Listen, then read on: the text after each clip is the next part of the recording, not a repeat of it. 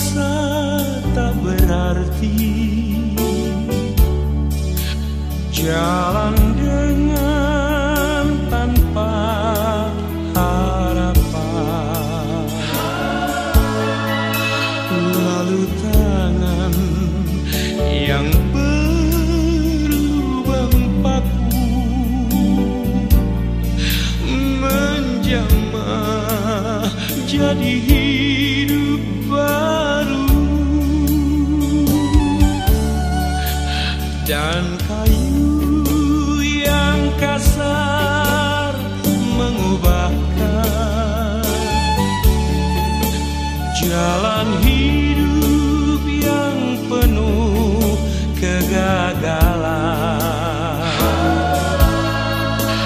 Ku puji Dia selama-lamanya,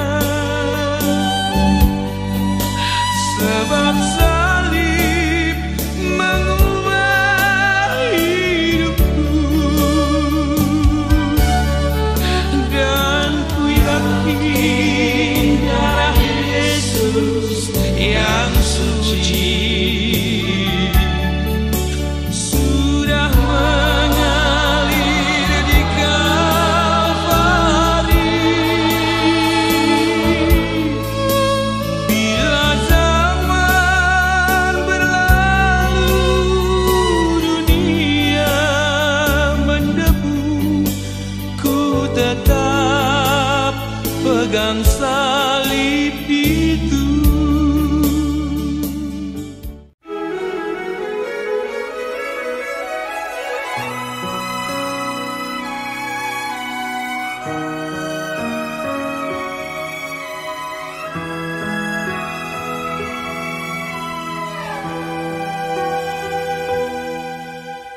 Tuhan, aku rela mengosongkan bejana jiwaku ini dari segala keinginanku dan semua hasrat pribadiku. Tuhan, penuhi aku dengan gairah surgawi dan suci, agar apapun tak ku ingini lagi, hanya Engkau hartaku abadi. Saat ku pulang menghadap Bapa, hanya Engkau yang ku miliki.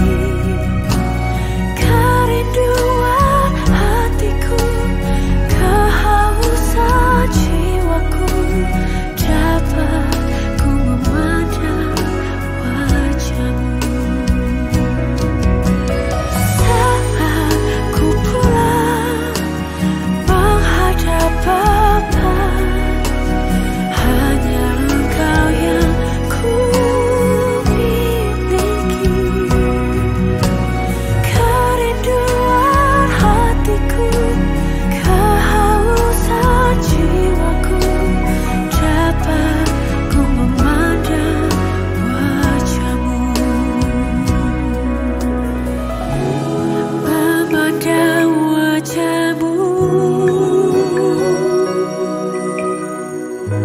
bertemu muka denganmu. Memandang wajah-Mu, menatap keagungan-Mu.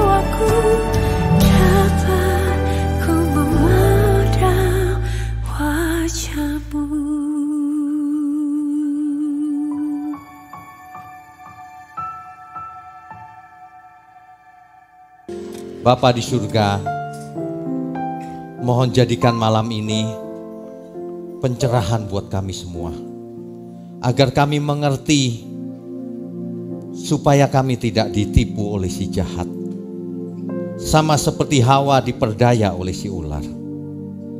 Mohon pakai mulut hamba-Mu untuk menyampaikan kebenaran ini. Hanya di dalam nama Tuhan Yesus kami berdoa dan mengucap syukur. Amin. Silakan duduk Bapak Ibu, saudara sekalian.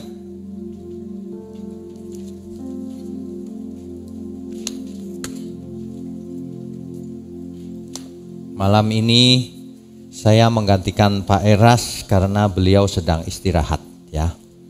Jadi tadi saya mendapatkan satu WhatsApp, rupanya ada yang pulang. Mungkin dia pikir gini, kok yang ini kurus gitu. Kurang mantep kayaknya, kurus. Oke.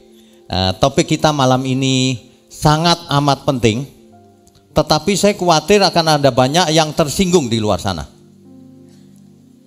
Karena tidak bisa dihindari, kalau kita bicara terang, yang gelap tersinggung. Padahal kita tidak bermaksud menyinggung, memang gelap ya tetap gelap. Ya, tipu daya atau sabotase iblis terhadap proyek keselamatannya Tuhan tidak banyak dibuka. Memang tidak bisa 100% dibuka juga. Saya bisa ditangkap melanggar undang-undang ITE nanti. Tapi saya akan sampaikan sejelas mungkin. Yohanes 8 ayat 44. Yohanes pasalnya yang ke-8, ayatnya yang ke-44.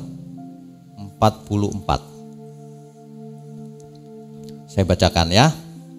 Iblislah yang menjadi bapamu, dan kamu ingin melakukan keinginan-keinginan bapamu. Ia adalah pembunuh manusia sejak semula. Pembunuh manusia sejak semula. Dan tidak hidup dalam kebenaran. Sebab di dalam dia tidak ada kebenaran. Apabila ia berkata dusta, ia berkata atas kehendaknya sendiri. Sebab ia adalah pendusta dan bapa segala dusta. Ini ada yang mengartikan iblis itu pembunuh sejak diciptakan. Salah. Sejak semula ini pembunuh manusia ini sejak ada manusia.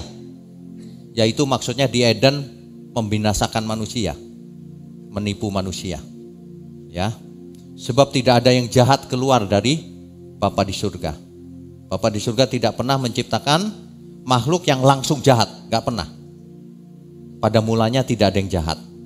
Kalau jahat, salahnya sendiri. Sama seperti manusia. Manusia diciptakan pada mulanya tidak jahat. Kenapa jahat? Salahnya sendiri. Hari ini juga begitu banyak orang yang jahat di muka bumi ini. Kenapa? Diciptakan Tuhan? Tidak. Ia jahat maunya sendiri. Ya. Iblis ini selalu berusaha mensabotase proyek keselamatan dari Allah. Pada mulanya iblis berhasil menjatuhkan Adam dan Hawa. Bisa dibaca di Kejadian pasal 3. Hawa jatuh gara-gara ditawarin buah itu. Padahal Allah berkata, jangan kau makan buah itu, nanti kamu mati. Tapi si iblis melancarkan hoax. Sesungguhnya kalau kamu makan, kamu gak akan mati. Si Hawa melihat buah itu, kelihatannya sedap, enak dipandang, dan memberi pengertian. Si iblis bicara, kalau kamu makan itu, kamu gak akan mati, kamu akan menjadi seperti Allah. Maulah si Hawa makan. Nah, Adam jatuh gara-gara apa? Apakah digoda si ular? Tidak. Dikasih makan oleh Hawa. Lalu dimakan sama Adam. Kenapa Adam makan? Ayo, kenapa? Memangnya Adam gak tahu itu dilarang? Kenapa disodorin Hawa? Dia tidak menolak sedikit pun. Langsung dimakan. Ini bukti Bapak Ibu, sejak awal penciptaan, rupanya suami-suami takut istri. Sebab tidak ada penjelasan lain. Lah disodorin langsung dimakan ya takut istri berarti. Kan mestinya berdialog sebentar, ini nggak boleh itu. Ini nggak ada tuh, langsung dimakan. Itu udah takut istri itu pasti. Itu awal mulanya itu. Aduh. Tetapi manusia yang harusnya binasa hari itu, karena begitu besar kasih Allah akan dunia ini, maka dikaruniakan anaknya yang tunggal. Janjinya itu di Kejadian 3 ayat 15 dikatakan keturunan perempuan ini akan meremukkan kepala si ular. Itu janji keselamatan, bahwa manusia masih diberi kesempatan untuk selamat melalui keturunan perempuan itu, keturunan Hawa. Nanti akan lahir sang juru selamat, Mesias. Jadi selama perjanjian lama itu menubuatkan datangnya Mesias, lahirnya Mesias, sang Mesias. Ya, itu perjanjian lama itu. Itulah manusia menanti-nantikan kelahiran Mesias itu. Lalu kalau kita baca terus Alkitab, sampailah di Gunung Sinai. Di Gunung Sinai Allah memberikan Taurat kepada bangsa Israel melalui Musa. Itu di Gunung Sinai terjadinya. Itu kira-kira tahunnya 1445 sebelum Masehi. 3.500 tahun yang lalu ya kira-kira ya. Itu dicatat di Keluaran pasal 19 sampai 20. Nanti dibaca sendiri ya. Itu panjang ceritanya. Nah, intinya adalah Taurat itu diberikan di Gunung Sinai itu kepada umat Israel. Kenapa diberi Taurat? Padahal Taurat tidak bisa menyelamatkan. Karena Taurat hanya berlaku sementara. Perhatikan baik-baik, sementara. Sebelum Mesias itu yang dijanjikan itu datang.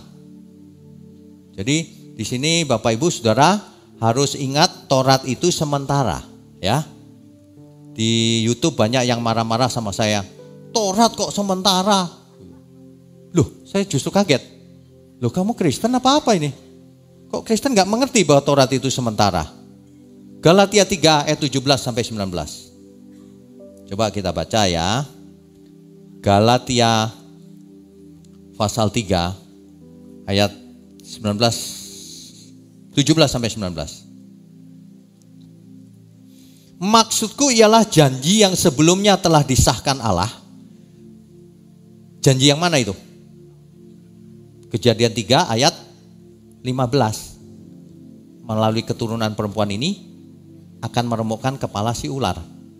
Nah, janji itu yang sebelumnya telah disahkan Allah tidak dapat dibatalkan oleh hukum Taurat. Mengerti ya Bapak Ibu ya? Kejadian 3 ayat 15, Tuhan berjanji akan ada lahir Mesias.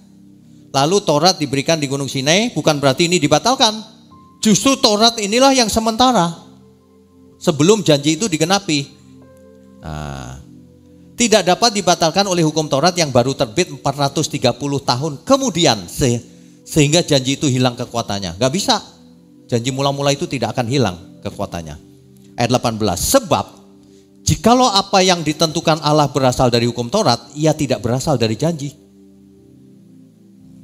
Tetapi justru oleh janjilah Allah telah menganugerahkan kasih karunia-Nya kepada Abraham. Makanya ayat 9-nya berkata begini, kalau demikian, apakah maksudnya hukum Taurat? Kalau gitu kenapa diberikan hukum Taurat? Nah, dijelaskan di sini, ia ditambahkan oleh karena pelanggaran-pelanggaran sampai datang keturunan yang dimaksud oleh janji itu. Jadi Taurat ditambahkan sampai kapan? Sampai datang keturunan yang dimaksud oleh janji itu. Siapa itu? Tuhan Yesus. Dan ia disampaikan dengan perantaraan malaikat-malaikat ke dalam tangan seorang pengantara. Jadi Galatia 3 ayat 19 itu menjelaskan bahwa Taurat ditambahkan sebelum janji itu dipenuhi, sebelum datangnya Mesias. Ya, ayat 24-nya. Jadi hukum Taurat adalah penuntun bagi kita sampai kapan? Sampai Kristus datang supaya kita dibenarkan karena iman. Jadi hukum Taurat itu cuma sementara sampai Kristus datang berlakunya. Itu ya. Roma 10 ayat 4. Sebab Kristus adalah kegenapan hukum Taurat, sehingga kebenaran diperoleh tiap-tiap orang yang percaya. Kegenapan maksudnya apa? Sebab Kristus adalah the end of Torah, akhir dari Taurat. Artinya Taurat itu sudah digenapi, sudah selesai masa berlakunya. Sama dengan kalau sebuah nubuatan sudah digenapi, ya sudah. Begitulah Taurat. Jadi Kristus itu akhir daripada hukum Taurat. Orang tidak mengerti arti kegenapan. Tuh digenapi kan Pak masih berlaku gitu. Salah. Digenapi itu justru tidak berlaku, sudah digenapi. Ya. Oke. Kolose 2 ayat 16 sampai 17. Karena itu janganlah kamu biarkan orang menghukum kamu mengenai makanan dan minuman. Itu loh halal haram itu loh. Atau mengenai hari raya. Itu loh hari raya Pondok Daun dan sebagainya yang dirayakan Taurat itu loh. Udah gak berlaku lagi itu. Ya, bulan baru atau hari Sabat, jangan lagi, sudah tidak berlaku semuanya itu. Lalu bagaimana? Nah, itulah kita mesti, kalau belajar Alkitab mesti lengkap. Kalau orang negatif thinking langsung bilang begini, kalau gitu boleh dong melanggar Taurat, udah gak berlaku. Boleh membunuh, boleh ini. Waduh, kok pikiran bisa miring begitu ya. Aduh, bukannya nanya. Oke, lebih jelas lagi Efesus 2 ayat 15. Efesus pasal 2 ayat 15. Sebab dengan matinya sebagai manusia, ia telah membatalkan hukum Taurat dengan segala perintah dan ketentuannya. Semuanya dibatalkan sejak kematian Tuhan Yesus. Untuk menciptakan keduanya menjadi satu manusia baru. Keduanya itu siapa? Israel dan non-Israel. Sekarang gak ada lagi tuh umat pilihan dan non, itu gak ada lagi. Goyim. Semuanya menjadi satu di dalam Tuhan. Di dalam dirinya dan dengan itu mengadakan damai sejahtera. Hukum Taurat sudah batal, saudara. Jangan hidup menurut hukum Taurat. Makanya kalau buat persembahan jangan persepuluhan, itu hukum Taurat itu. Buah sulung, apalagi? Itu produknya hukum Taurat. Ada yang ngomong sama saya begini. Karena kena ayat ini lalu tidak berkutik dia. Tapi dia pengen dapat perpuluhan. Kan duit tuh. Lalu dia bilangnya begini, loh persepuluhan itu bukan Taurat Pak, sebelum Taurat sudah ada. Abraham maksudnya, memberi persepuluhan kepada Melkisedek. Tapi dia tidak jujur.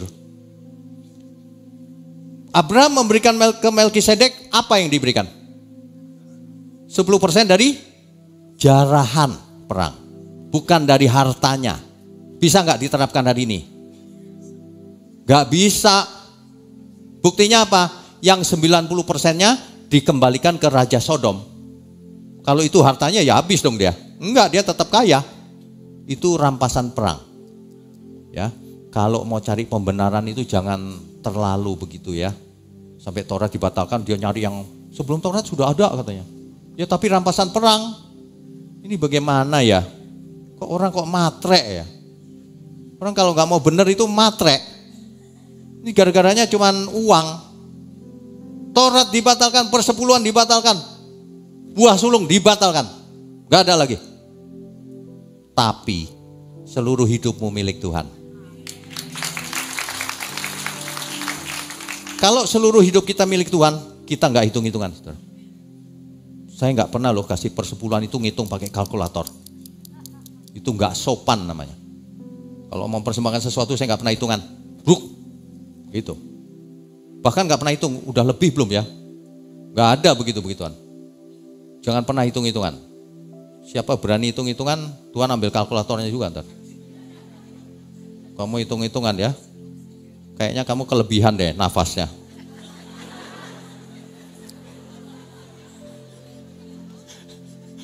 Aduh, di off gitu. Waduh, ini benar-benar ya.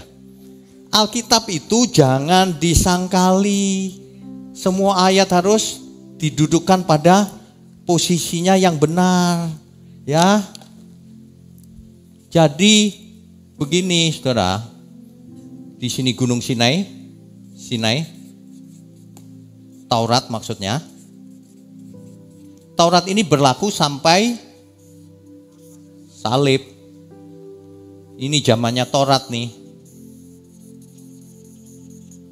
Setelah itu Taurat tidak berlaku. Yang berlaku apa? Kasih karunia. Kan begitu. Ini dasarnya dulu nih. Karena kita sedang bicara sabotase iblis. Nanti sabotase iblis itu luar biasa. Jangan sampai bisa ditipu. Ya. Kalau nggak dibukakan gini bisa ketipu banyak orang. Jadi jikalau seseorang masih mau atau ingin hidup di bawah hukum Taurat, ia lepas dari Kristus. Galatia 5 ayat 4. Galatia pasal 5 ayat 4. Kamu lepas dari Kristus jikalau kamu mengharapkan kebenaran oleh hukum Taurat, kamu hidup di luar kasih karunia. Clear ya? Nah. Galatia 2 ayat 21. Aku tidak menolak kasih karunia Allah sebab sekiranya ada kebenaran oleh hukum Taurat, maka sia-sialah kematian Kristus. Jelas ya? Lah kok hari ini masih mau hukum Taurat? Sebenarnya bukan mau hukum Taurat sih, mau persepuluhannya. Kalau hukum Tauratnya nggak mau, disunat, terus mesti hari raya nggak mau yang itu, persepuluhannya mau. Memang matre sih, nggak takut Tuhan itu. Agama dipakai untuk sembarangan. Aduh, saya dimusuhin seluruh dunia nggak masalah kok. Saya tidak cari teman, saya mau cari keluarga yang mau ke surga sama-sama.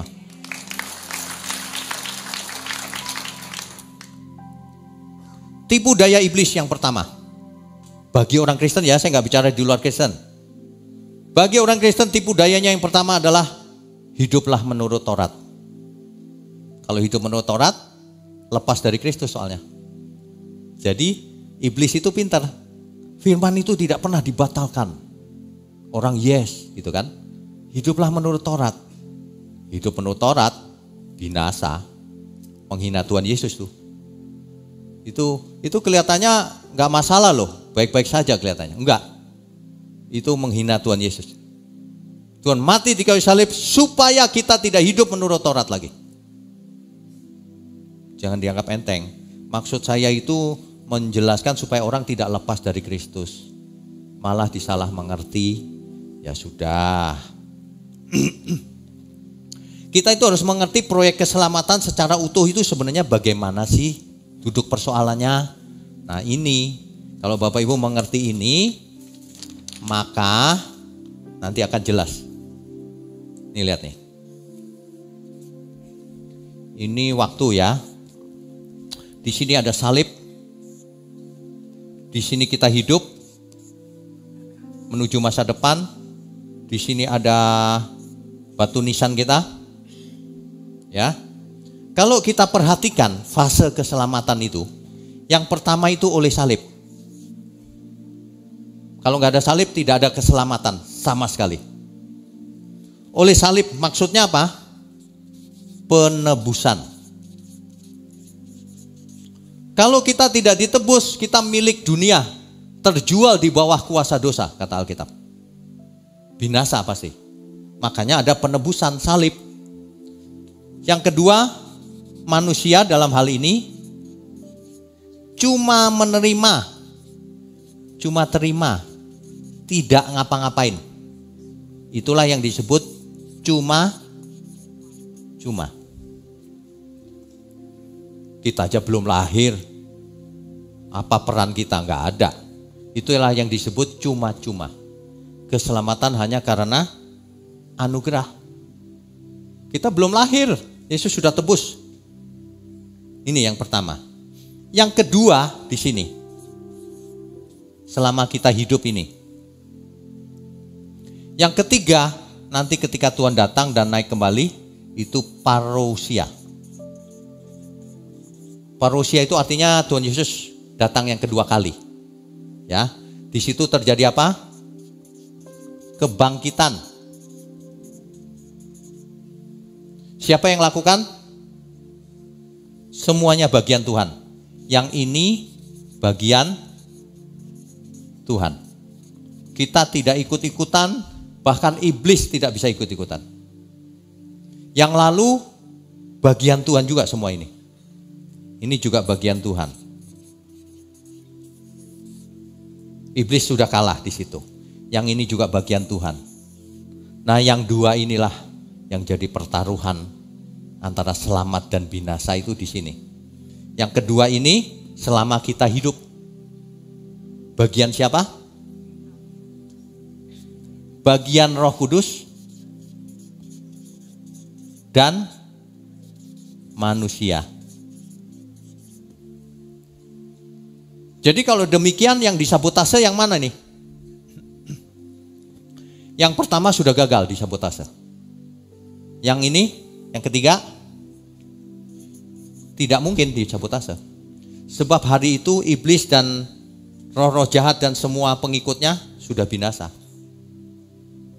Yang sini ini jadi target itu yang ini, yang tengah ini. Nah, inilah mula sabotase iblis nanti ada di sini, di masa ini. Di masa kita hidup sekarang ini. Mungkin Bapak Ibu belum menangkap apa saja itu sabotasenya ya. Oke. Ini karena waktunya pendek mesti ngebut nih. Baik. Intinya itu begini loh Bapak Ibu. Kalau ini kita hidup ya, mau menuju sana, tujuan, maka si iblis akan berusaha menekan ini supaya begini, meleset, gak sampai ke tujuan. Meleset inilah yang dalam bahasa Alkitab dipakai kata hamartia itu. Diterjemahkan dosa. Itu meleset. Jadi iblis akan berusaha dengan segala cara supaya hidup kita meleset. Tidak seperti yang Tuhan inginkan. Tidak seperti tujuan semula manusia itu diciptakan. Dulu Hawa dan Adam sudah berhasil dibelokkan. Sekarang ini pertarungannya. Jadi yang namanya peperangan rohani itu sebenarnya ini. Bukan pergi ke perempatan-perempatan apa? Lampu lalu lintas, bawa minyak, kecerot-kecerot di sana. Lari ke sana, lari ke sini, doa keliling. Bukan itu peperangan roh itu.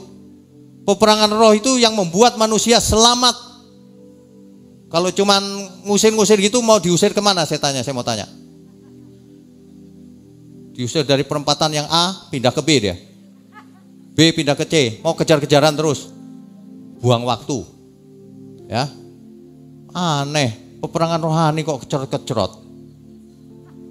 Kemarin ada yang cerita sama saya. Ini valid nih ceritanya. Seorang senior soalnya. Dia diajarin bahwa suatu hari, waduh saya gak enak juga nih cerita. Suatu hari ada yang bawa batu dari Israel. Batu ini saudara, asalnya dari surga katanya. Barang siapa punya batu ini dia pasti ke surga. Tapi ya saudara, mahal. Harganya berapa M gitu. Jadi saudara kalau mau ke surga urunan, patungan. Beli batu ini. Akhirnya semua patungan, dapatlah berapa M untuk beli batu ini. Terus batu ini diserahkan ke mereka. Masuk ke surga dong mereka. Lah kok gembalanya malah nyerahin? Gak masuk surga dia, batunya hilang. Kan gak masuk akal itu semua itu. Banyak sekali penipuan-penipuan seperti itu. Itu bukan sabotase setan itu. Itu gak usah disabotase sudah jadi setan dia. Itu setannya dia itu. Ngarang-ngarang, setan aja sampai geleng-geleng. Kamu kreatif sekali ya. Yang lebih heran lagi gini, kok jemaat bisa ditipu ya, setan geleng-geleng. Aduh, saya kalau ngomong gini itu gimana ya? Sebenarnya nggak enak juga ya, tapi nggak apa-apa supaya jemaat itu cerdas, nggak bisa ditipu lagi gitu loh. Ya, oke, kita lanjutkan dulu. Jadi ingat baik-baik, yang disabotase adalah fase kedua ini. Yang lain nggak bisa diapa-apakan. Yang fase 1 sudah terjadi, sudah kalah setan. Yang fase 3 dia sudah binasa. Fase 2 ini, segala sesuatu yang membuat fase 2 ini meleset, pasti itu sabotase setan. Pasti. Mau main kasar, mau main halus, itu pasti itu. Nah, sekarang banyak yang tersinggung. Ibrani 12 ayat 1 sampai 2. Ibrani pasal 12 ayat 1 sampai 2. Saya bacakan ya. Karena kita mempunyai banyak saksi, bagaikan awan yang mengelilingi kita, marilah kita menanggalkan semua beban dan dosa yang begitu merintangi kita dan berlomba dengan tekun dalam perlombaan yang diwajibkan bagi kita. Artinya semua kita wajib ikut perlombaan. Perlombaan apa itu? Basket. Perlombaan apa itu? Nah, ini yang perlu kita permasalahkan kan? Ayat 2 dulu kita baca. Marilah kita melakukannya dengan mata yang tertuju kepada Yesus, yang memimpin kita dalam iman, dan yang membawa iman kita itu kepada kesempurnaan, yang dengan mengabaikan kehinaan tekun memikul salib ganti sukacita yang disediakan bagi dia yang sekarang duduk di sebelah kanan tahta Allah. Ini kalau kita ringkas ya, Ibrani 12 ayat 1 sampai 2. Yang pertama, ada banyak saksi. Yang kedua, tanggalkan beban dan ya. Yang ketiga, lomba ya, ikut lomba kan. Yang keempat, mata yang tertuju kepada Yesus. Kan gitu. Yang kelima, pikul salib. Perhatikan baik-baik. Setiap sabotase itu begini. Kan kita itu banyak saksi. Apa artinya banyak saksi? Hidup kita ini, kita punya Bapa di surga yang melihat bagaimana kita hidup. Kita punya Tuhan Yesus di surga yang melihat juga bagaimana kita hidup. Kita punya Roh Kudus di dalam diri kita yang jelas beserta kita. Kita punya para malaikat di surga. Kita punya para malaikat di sekeliling kita. Tapi ada oknum itu, setan dan roh jahat itu. Ada banyak saksi. Jadi kalau ada pengajaran yang menggampangkan hidup ini, hati-hati. Seolah-olah tidak ada saksinya. Gak apa-apa lah, sekali-sekali gak ada yang tahu bro. Gak ada yang tahu. Pernah loh saya bicara sama seseorang lah. Kayaknya rohani dia. Kok di gereja angkat tangan. Tapi dia punya simpanan. Simpanan itu bukan tabungan. Apa perlu diperjelas? Punya simpanan. Simpanannya ada di beda lantai aja di apartemen. Terus, ini ceritanya bukan yang di sini. Yang di bulan sana. Di apartemen punya simpanan. Terus saya bilang sama dia begini, loh kamu itu ya ngomong Yesus tapi punya simpanan. Gak ada yang tahu ini pak katanya. Istriku juga gak tahu, gak aku kasih tahu katanya. Loh tapi Tuhan tahu. Bayangin loh. Kalau iblis menyuntikkan suatu informasi gak ada yang tahu. Padahal banyak saksi. Itu melawan firman Tuhan itu. Itu salah satu sabotase iblis tuh kelihatannya kecil, menyuntikkan informasi yang gak apa-apa sekali-sekali gak ada yang tahu gitu. Itu hal kecil tuh, tapi membinasakan. Ya, banyak saksi. Terus ada lagi, kalau kita hidup suka-suka sendiri dan sebagainya, berarti dia mengabaikan saksi segitu banyak. Mestinya ya kalau kita mengerti firman ini ya, kita nggak berani buat dosa. Kita tidak berani melakukan sesuatu yang memalukan. Nggak berani ngomong sembarangan, nggak berani. Di YouTube komentar sembarangan nggak berani. Menyerang orang mestinya nggak berani kalau tahu saksinya segini banyak. Iya dong. Lah sekarang di YouTube nyerang sembarangan dengan fitnah, bukan dengan fakta, menjelek-jelekan orang. Coba. Udah pasti itu hasil sabotase setan. Udah pasti untuk merusak persekutuan di dalam Tuhan, supaya banyak orang tersandung. Oh, ternyata begitu Kristen, gitu. Waduh, ya.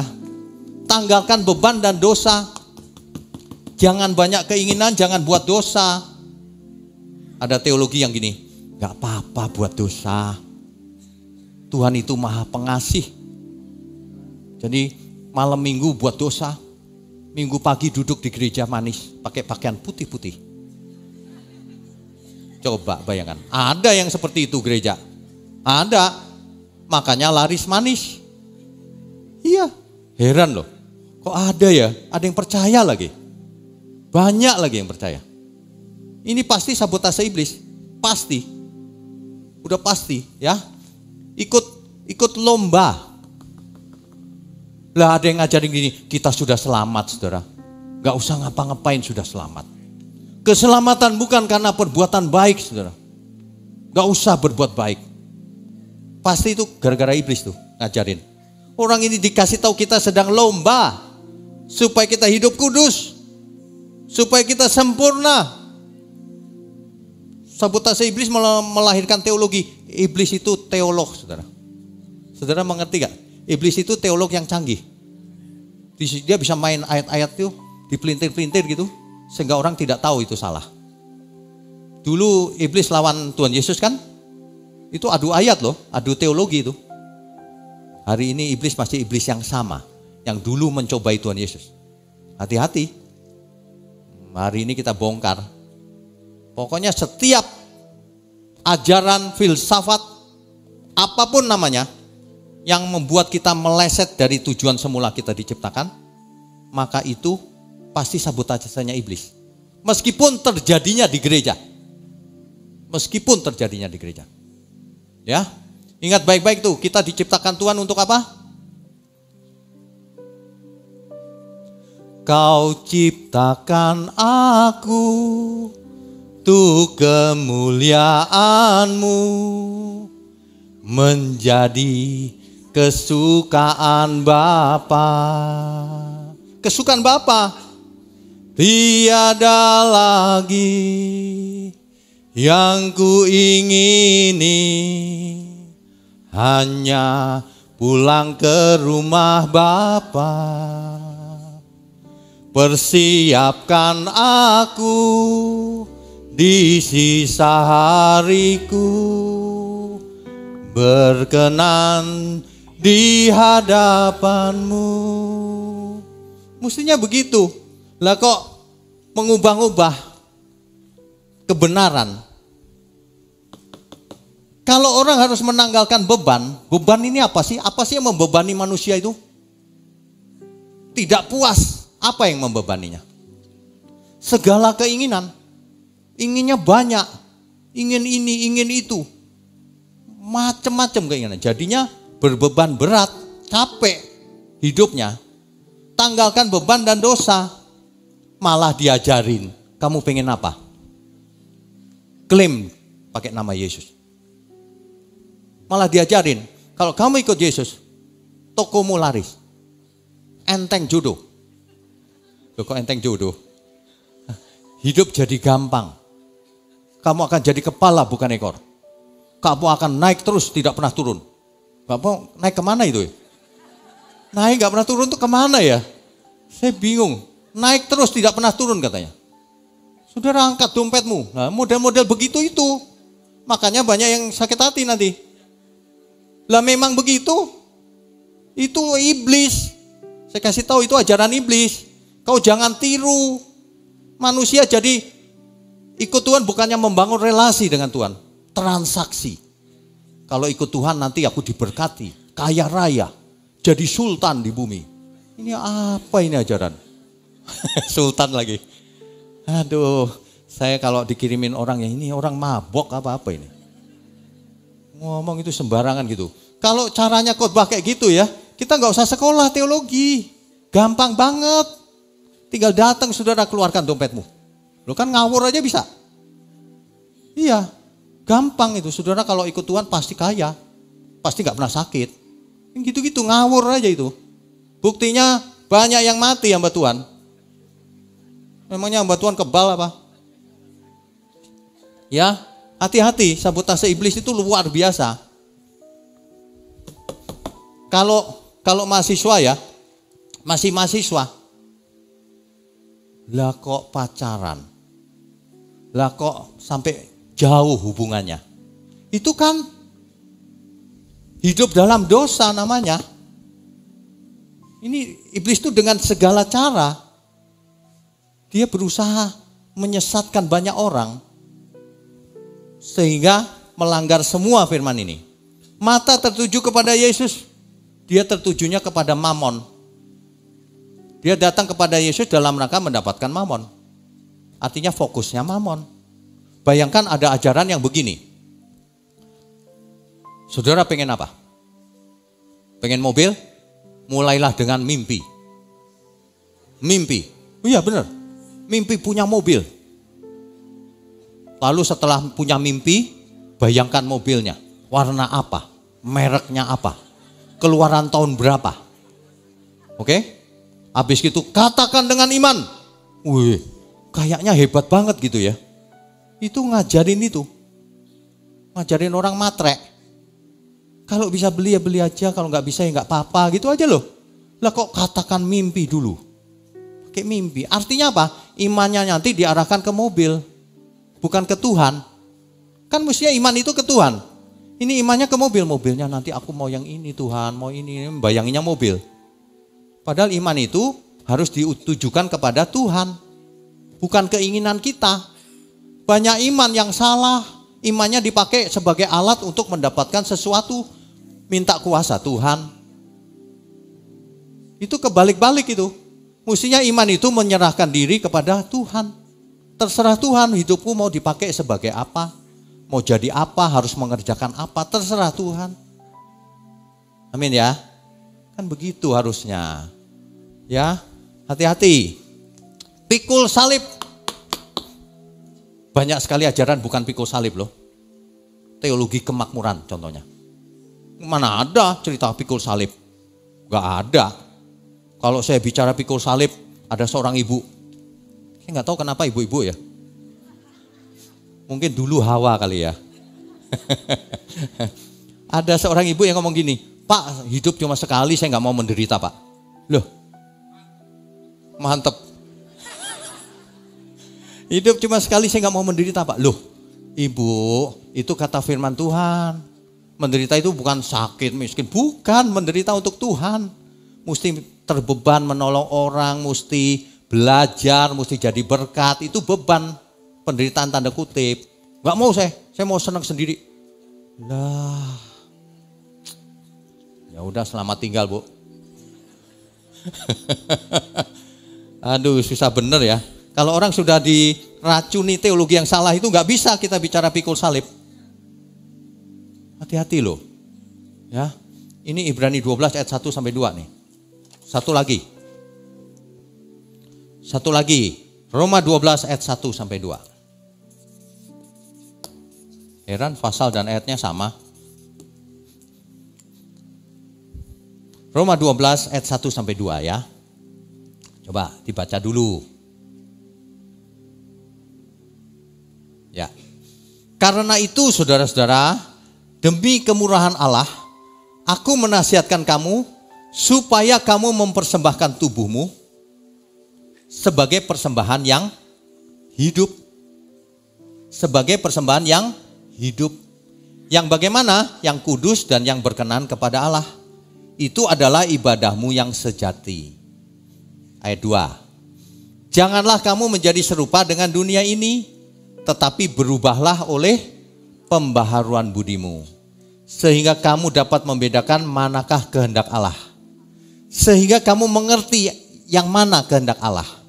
Ya, yaitu yang baik, yang berkenan kepada Allah atau yang menyenangkan Allah, dan yang sempurna.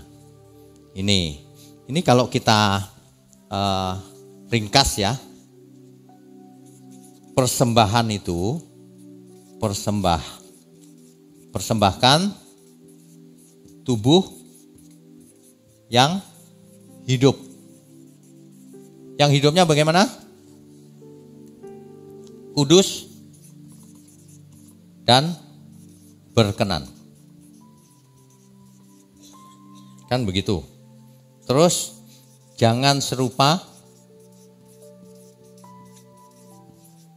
dengan dunia ini. Jangan serupa, apalagi berubah akal budinya. Supaya apa? Supaya mengenal kehendak Allah.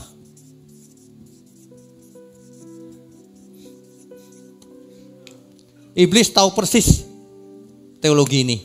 Makanya menyerangnya, persembahkanlah tubuhmu yang hidup, yang hidupnya kudus dan berkenan. Seluruh hidup maksudnya. Si iblis bikin-bikin, enggak, itu persepuluhan. Kalau zaman dulu benar persepuluhan. Di zaman perjanjian lama, zamannya Taurat. Kalau sekarang bukan persepuluhan, seluruh hidupmu. Jangan hitung-hitungan. Nah, persembahan itu seluruh hidup kita benar. Nanti ada yang mendegradasi. Itu pasti dari iblis tuh.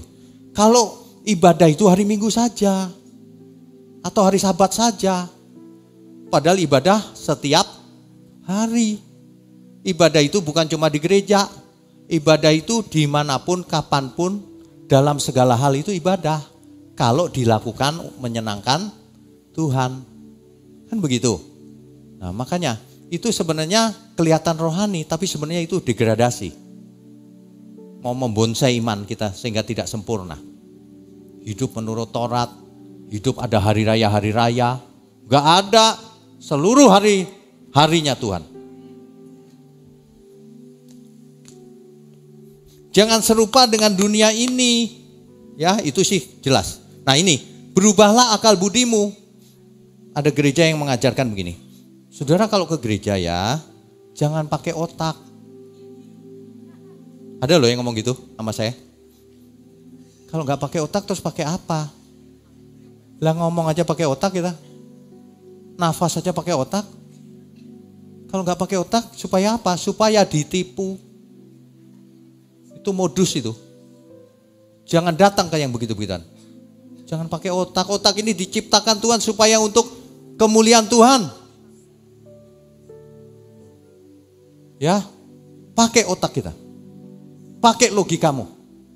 Tapi jangan cuma logika, harus pakai perasaan juga.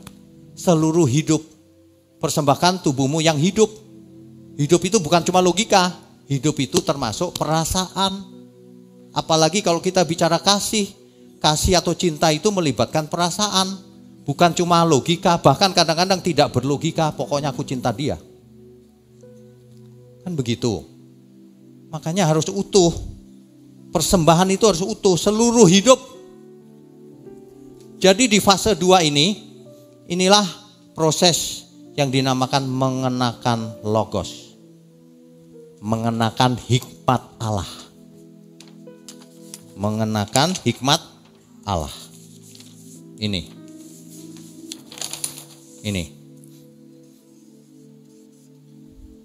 Teladannya Tuhan Yesus. Itu sudah clear. Tidak ada yang perlu dipermasalahkan di sana.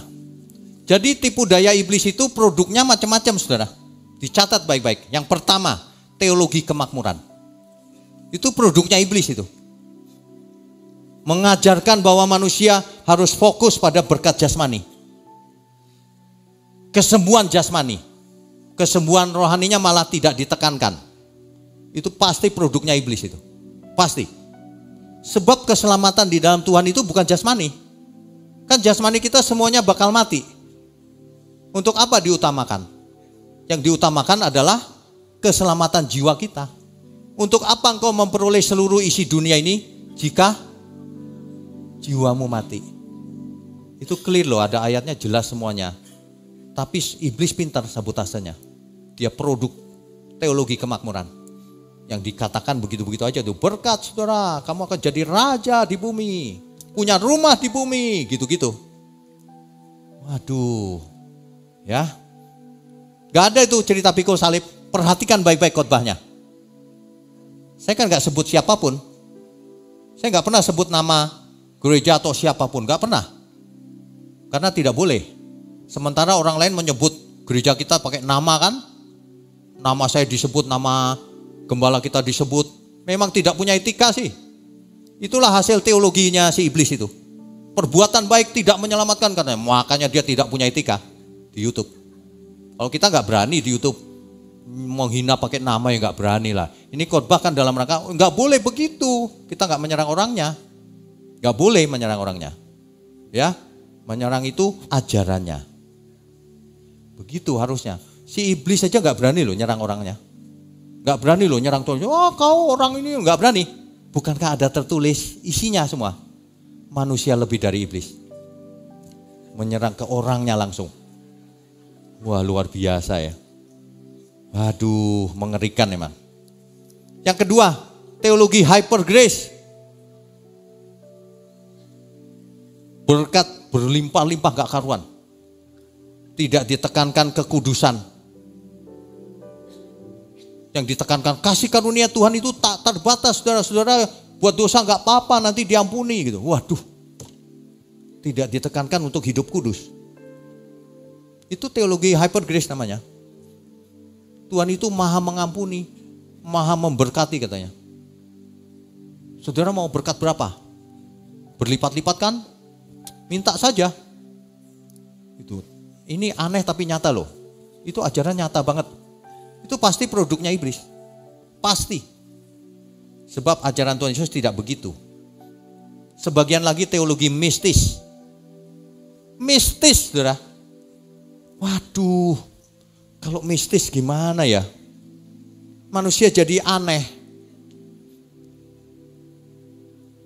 Contohnya banyak, sebentar saya pilih dulu. Mistis itu ya, aduh. Ada yang cerita sama saya begini. Pak, saya itu ya Pak pernah ditawarin loh. Supaya pintar bahasa Mandarin. Disuruh minum sesuatu yang didoakan Pak.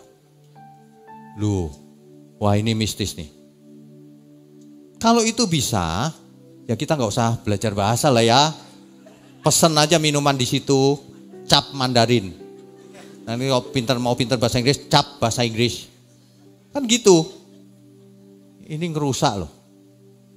Umat Tuhan, umat kepunyaan Tuhan itu dirusak pikirannya oleh ajaran-ajaran yang salah. Itulah sebabnya Alkitab berkata, lebih baik batu kilangan diikat di lehermu dan kau dibuang ke laut sana daripada engkau menyesatkan domba-dombaku. Tuhan bicara begitu loh. Tapi saya heran ya, pertanyaan saya itu dari dulu, kenapa ya orang berani ya? Berani ngaco-ngaco itu kenapa ya? Gak takut Tuhan? Gak takut neraka? Atau apa? Saya gak tahu, saya belum tahu jawabannya. Mungkin sebagian karena cinta uang ya. Karena cinta uang yang menghalalkan segala cara. Waduh. Oke, kita lanjutkan ya. Yang ketiga tadi teologi mistis. Jangan mau teologi mistis.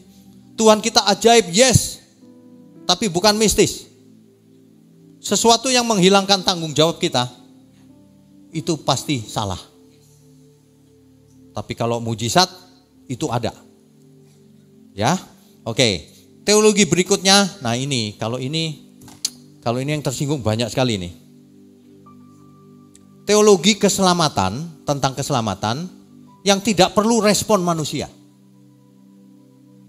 Yaitu tadi, keselamatan bukan karena perbuatan baik katanya.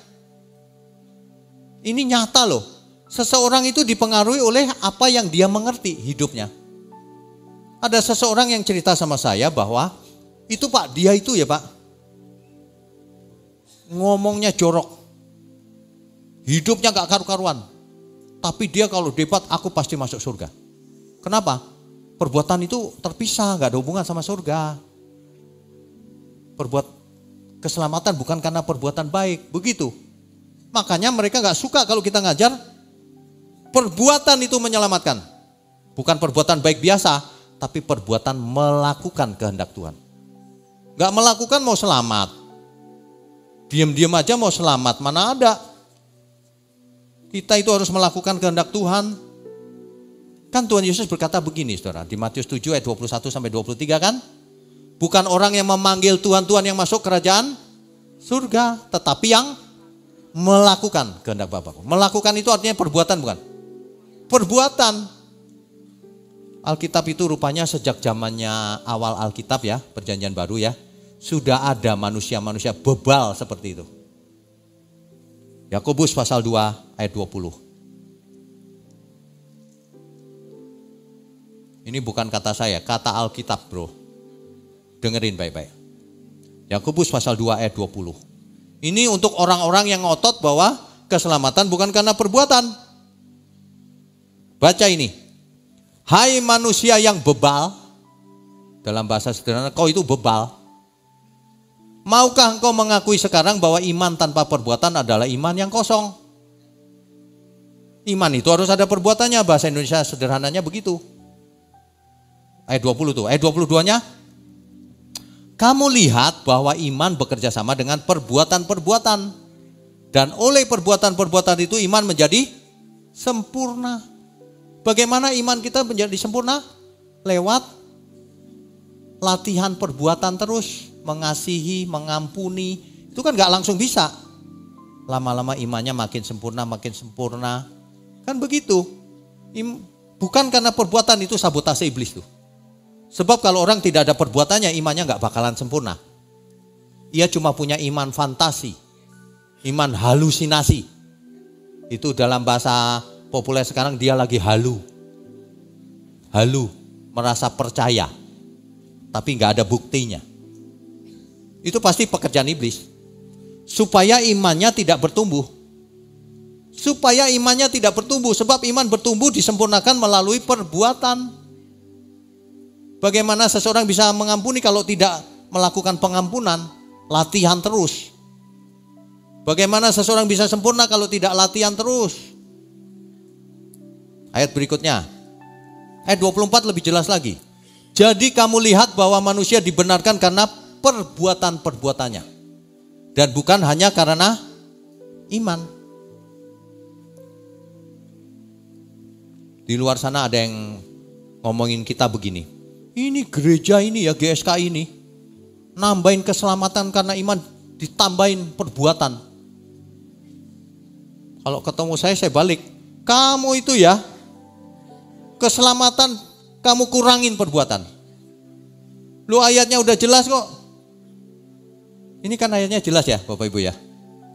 Udah jelas. Ayat 26 kesimpulannya.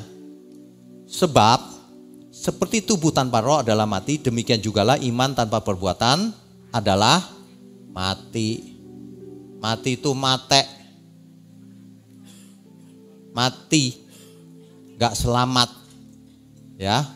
Itu maksudnya. Ini pun termasuk sabotase iblis sebenarnya. Iblis memproduksi teologi supaya seseorang imannya tidak bertumbuh. Supaya ia merasa baik-baik saja dengan iman yang belum bertumbuh tadi. Supaya ia merasa selamat tanpa berbuat apapun untuk Tuhan. Karena ia terjebak dalam kata-kata tadi itu cuma-cuma. Padahal di ayat yang lain di kitab Roma dikatakan, sebab itu engkau orang berhutang. Bukan hidup menurut daging, tapi hidup menurut roh. Kita semua itu berhutang kok, nggak merespon malahan. Kalau orang diajarin tidak merespon, nanti hidupnya menjadi pasif. Jadi pasif, sudah pasti. Dan lain sebagainya, contohnya yang mengakibatkan manusia jadi pasif. Nggak usah lah bro, nggak usah terlalu fanatik begitu. Nggak usah keras. Nah itu pasti dari iblis tuh. Ya. Tidak usah all out. Itu pasti dari iblis. Ibadah itu cuma hari tertentu saja. Itu pasti dari iblis. Sebab kita sudah sampai di perjanjian baru harus sempurna. Makanya ada orang yang berkata gini, manusia kok disuruh sempurna, mana bisa. Nah itu pasti dari iblis tuh. Dia tertipu oleh si iblis. Karena apa? Karena firman Tuhan jelas banget. Oleh sebab itu kamu harus sempurna. Sebab Bapamu di surga sempurna. Itu clear. Iblis tuh lama-lama dia frustasi juga. Ayat Alkitab udah jelas pun dia lawan. Makin ketahuan dari iblisnya. Ya. Nah. Satu lagi yang kelihatannya benar. Beriman itu hanya pakai logika katanya. Kan banyak yang begitu. Aku udah percaya Pak, udah percaya nih. Gitu. Loh, tapi perbuatannya mana gak ada. Berarti percayamu cuma pakai logika. Permainan pikiran. Tidak pakai perasaan. Sebab barang siapa tidak mencintai Tuhan, dia terkutuk. Jadi kalau orang gak pakai perasaannya, dia terkutuk. Cuma permainan pikiran seperti orang Farisi zaman dulu. Orang Farisi kan gak punya kasih itu. Dia cuma pintar tapi tidak punya kasih. Makanya ya belajar itu harus utuh. Sejak perjanjian lama pun sudah pakai perasaan. Umat Tuhan itu sudah pakai perasaan sejak zaman perjanjian lama. Saya pernah ceritakan bahwa pemazmur lari ke utara. Dia merana. Dia mengungkapkan merananya itu dalam suatu pujian lagu. Ya kan? Seperti rusa merindukan sungai yang mengalir. Kan gitu kan? Mestinya iman itu kan begitu. Jangan pakai logika saja. Kalau ada orang yang mengajarkan yang penting percaya bro. Nah itu percayanya apa? Bahaya itu ajaran itu.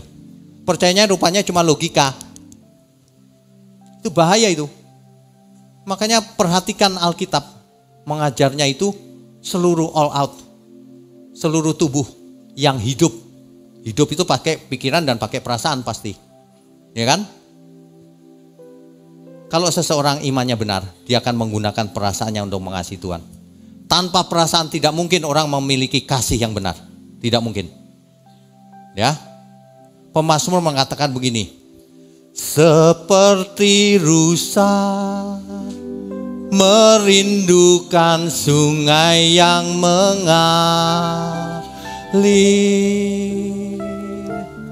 demikianlah jiwaku merindukan Engkau.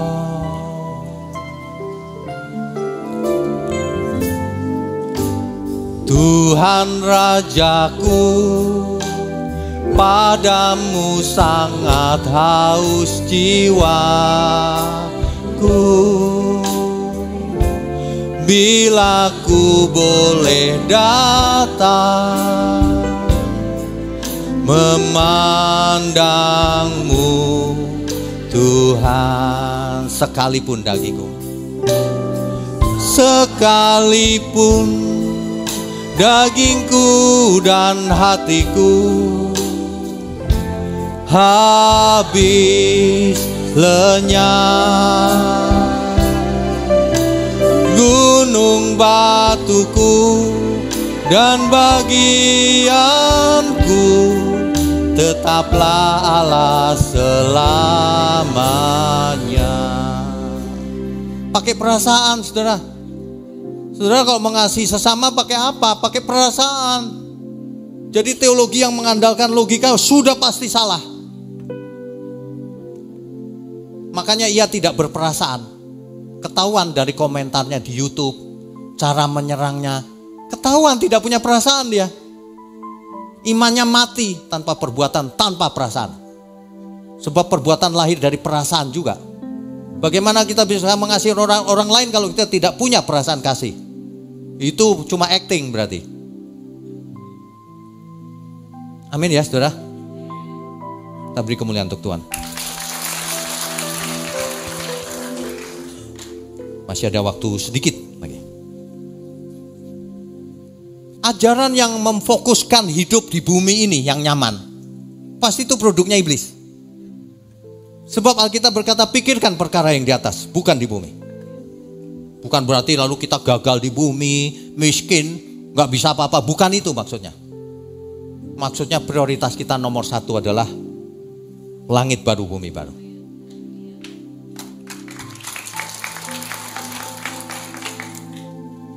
Makanya pilar gereja kita, langit baru, bumi baru. Hidup kudus waktu hidup di dunia ini. Kerja keras, tanggung jawab. Itu udah pasti benar. Salah satu dihilangkan, itu pasti produknya iblis.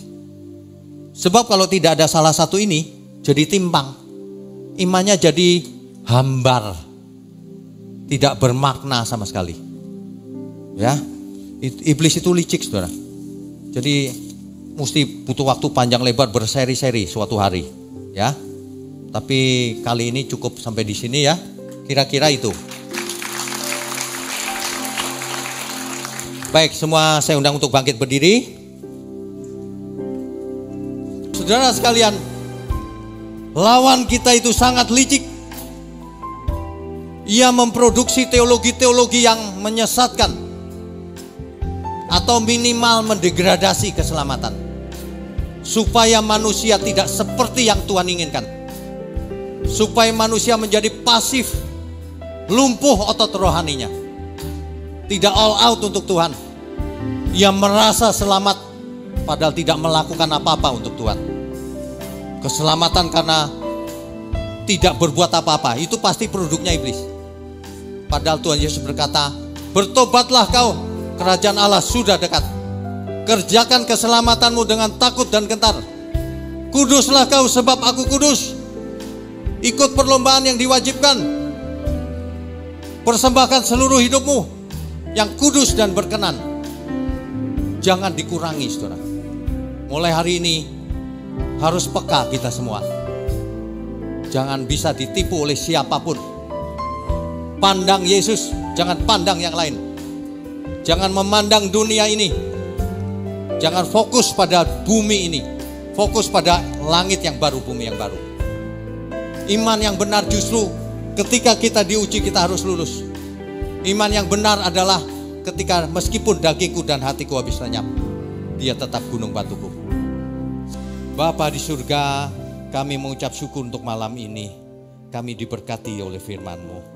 Biarlah setiap kami mengalami perubahan akal budi, perubahan perasaan, sehingga hidup kami bukanlah kami lagi, tetapi Kristus yang hidup di dalam kami.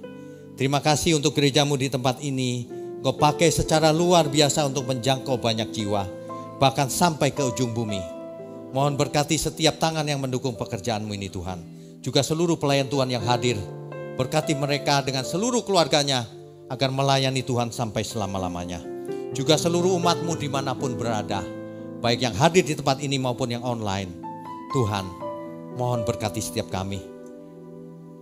Mari saudara, angkat tanganmu tinggi-tinggi. Kami sambut segala berkat, berkat jasmani maupun berkat rohani. Sehat, umur panjang untuk kemuliaan Tuhan. Hikmat marifat turun dari surga. Di dalam nama Bapa, Putra, dan Roh Kudus. Haleluya, semua yang percaya katakan amin. Amin. Amin.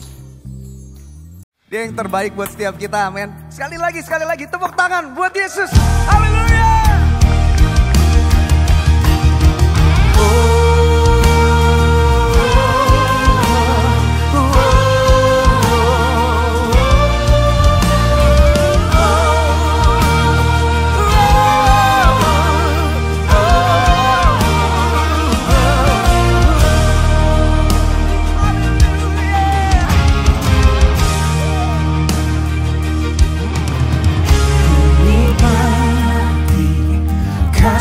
Setiamu ya Tuhan, lingkupi hati ini, tak balas, kasih-Mu lengkapi jiwaku bernyanyi senang.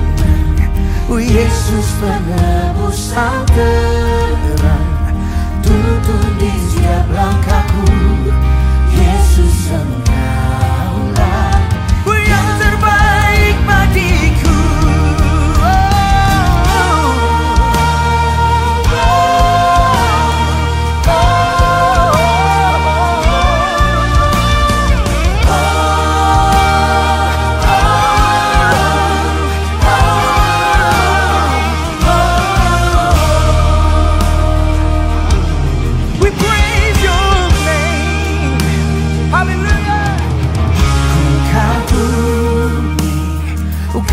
setiamu ya Tuhan, lingkupi jiwa ini, tak berujung batas.